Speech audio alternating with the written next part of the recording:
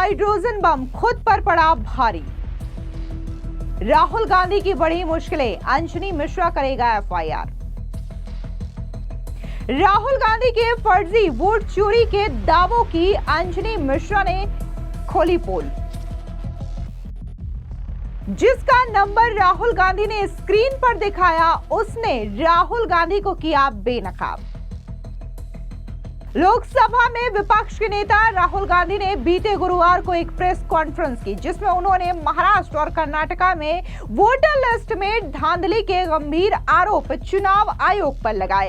इस दौरान उन्होंने कुछ मोबाइल नंबर भी स्क्रीन पर दिखाया और दावा किया कि इन्हीं नंबरों का इस्तेमाल करके वोट डिलीट किए गए थे। वैसे तो अधिकतर नंबर्स के लास्ट के अंक नहीं दिखाई दे रहे थे, लेकिन जब महाराष्ट्र का एक डॉक्यूमेंट दिखाया गया तो उस पर 10 अंकों का एक नंबर लिखा स्क्रीन पर फ्लैश हुआ। यह नंबर जिस व्यक्ति का है, अब वो सामने आया और उसने राहुल गांधी के वोट चोरी वाले दावों को पूरी तरीके से बेनकाब कर दिया। इतना ही नहीं, राहुल गांधी तो बकायदा ये दावा कर रहे थे कि ये जो नंबर है वो महाराष्ट्र के एक शख्स का है, लेकिन ये शख्स सामने आया है जिसका नाम अंजनी मिश्रा बताया जा रहा है और ये महाराष्ट्र नहीं बल्कि उत्तर प्रदेश के प्रयागराज का रहने वाला है। और उसका कहना है कि मेरे नंबर को जिस तरीके से राहुल गांधी ने सार्वजनिक किया है, इससे मुझे काफी ज्यादा मानसिक प्रताड़ना झेलनी पड़ रही है और हो सकता है कि यह शख्स राहुल गांधी के खिलाफ एफआईआर भी दर्ज करवाए। राहुल गांधी ने अपने प्रेस कॉन्फ्रेंस में हमारा नंबर सार्वजनिक कर दिया है, जो कि बहुत सारा दिक्कत फेस करना पड़ा है। इसमें दिखा दिए हैं कि महाराष्ट्र में वोट चोरी हुआ है और हमारा वोटर आईडी डिलीट हुआ है, जो कि ऐसा कुछ नहीं है। ना तो हमारा महाराष्ट्र से आना जाना है, न कुछ है, तो हमारा वोटर बनेगा भी नहीं और न ही डिलीट होगा। ये सरासर फर्जी आरोप है, जो कि हमारे लिए एक तो फर्जी आरोप भी है, प्लस हमारा नंबर सार्वजनिक कर दिए हैं, तो इससे हमको काफ़ी दिक्कत का सामना करना पड़ रहा है, जो कि unknown call, fake call, fraud call ये सब आना शुरू हो गया है। तो या हमको अब अपने नज़दीकी पुलिस स्टेशन या जो भी हो रिपोर्ट देना पड़ेगा कि ये हमारा निजी मामला है और निजता का हनन भी है, हमारे व्यक्तिगत हमारा, जो कि भाई किसी का नंबर आप सार्वजनिक कर देंगे तो सही नहीं है, किससे बहुत सारे दिक्कतों का सामना करना पड़ रहा है। अब फर्जी वोटर का भी मैटर है और फर्जी पूरा रिपोर्ट भी दे रहे हैं, जो कि हमारा ये नंबर हम 15 साल से ऑन कर रहे हैं, जो कि 15 साल से यूज कर रहे हैं। ना कभी कोई कंप्लेन, ना कभी शिकायत, ना कभी कोई ऐसा कॉल कि इस नंबर पे आपका एफआईआर है या कुछ भी है, कुछ नहीं हुआ है। लेकिन फर्जी तरीके से दिखाया गया है, जो कि हम कंप्लेन करेंगे और अपना जो भी होगा शिकायत अपना करेंगे। Thank you. दरअसल आपको बता दें कि अंजनी मिश्रा ने मीडिया से बात करते हुए बताया कि अचानक बहुत सारे अनजान कॉल्स आने लगे। जब एक कॉलर ने बताया कि उसका नंबर राहुल गांधी की प्रेस कॉन्फ्रेंस में वायरल हो गया, तो वो काफी ज्यादा हैरान रह गया। कॉलर ने उन्हें एक स्क्रीनशॉट भेजा जिसमें उनका नंबर साफ तौर से दिखाई दे रहा था। अंजनी मिश्रा ने कहा कि मैंने जब प्रेस कॉन्फ्रेंस देखी तो खुद भी देख करके ये चौंक गया कि मेरा नंबर वहां स्क्रीन पर कैसे मौजूद हो गया।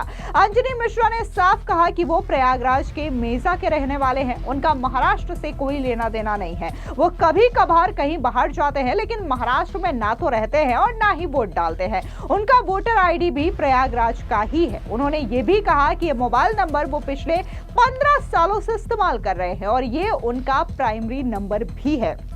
अंजनी मिश्रा ने राहुल गांधी की प्रेस कॉन्फ्रेंस में दिखाई गई रिपोर्ट को फर्जी करार दिया और कहा कि उनका नंबर गलत तरीके से दिखाया गया है। इससे उन्हें मानसिक परेशानियां और अनचाहे कॉल्स का सामना करना पड़ रहा है। अंजनी मिश्रा ने कहा कि बिना सच्चाई के मेरा नंबर देश के सामने दिखाना गलत है और इसका जवाब कौन देगा। उन्होंने साफ तौर से इस बात को लेकर के आपत्ति जताई और कहा कि राहुल गांधी जिस तरीके से मेरे नंबर को सार्वजनिक कर रहे हैं, उनके खिलाफ एफआईआर भी दर्ज हो सकती है। दरअसल आपको बता दें कि राहुल गांधी ने पिछले दिनों एक प्रेस कॉन्फ्रेंस की, जहां पर उन्होंने आरोप लगाया वोट चोरी का, जहां पर कहा कि कर्नाटक के आलन विधानसभा क्षेत्र में 6018 वोटर्स के नाम फर्जी तरीके से लिस्ट से हटाए गए हैं। उन्होंने दावा किया कि इसी तरीके से महाराष्ट्र के रजूरा विधानसभा क्षेत्र में 6850 मतदाताओं के नाम वोटर लिस्ट में जोड़े गए हैं। उन्होंने मुख्य चुनाव आयुक्त ज्ञानेश कुमार पर गंभीर आरोप लगाया कि वो वोटर लिस्ट में गड़बड़ी करने वालों को बचा रहे हैं। अब जिस जिस तरीके से राहुल गांधी ने यह आरोप लगाया,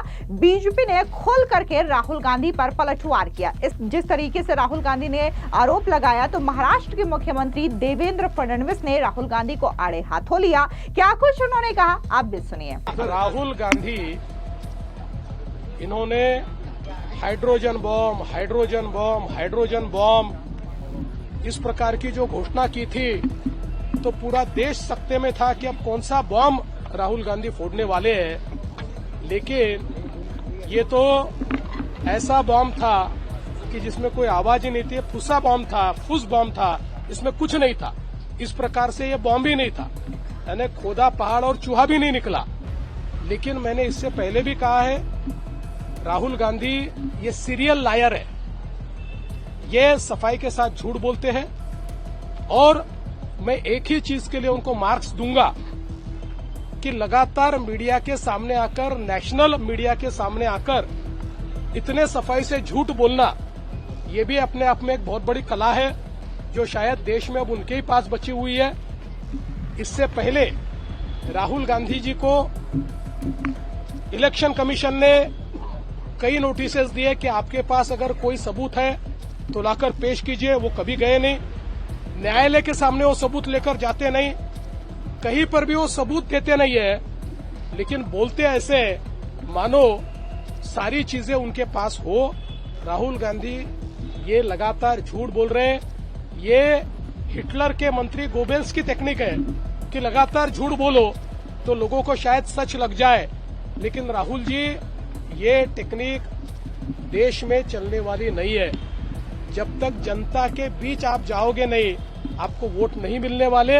आप कितना भी झूठ बोलेंगे तब भी जनता उससे बरगलाने वाली नहीं है। और मैं ये मानता हूं कि इस प्रकार से रोज झूठ बोलकर वे भारत के संविधान का अपमान करते, भारत के संविधान ने जो न्यायालय तैयार किया उस न्यायालय का अपमान करते, भारत के संविधान ने इलेक्शन कमीशन जैसी संस्था तैयार की उसका अपमान करते, और एक प्रकार से पूरे संवैधानिक ढांचे का अपमान ये राहुल गांधी कर रहे हैं। तो वहीं दूसरी ओर बीजेपी के सांसद रविशंकर प्रसाद ने तो साफ तौर से कह दिया कि जब जनता ही राहुल गांधी को वोट नहीं देना चाहती तो हम क्या कर सकते हैं। सुनिए क्या कुछ रविशंकर प्रसाद ने कहा।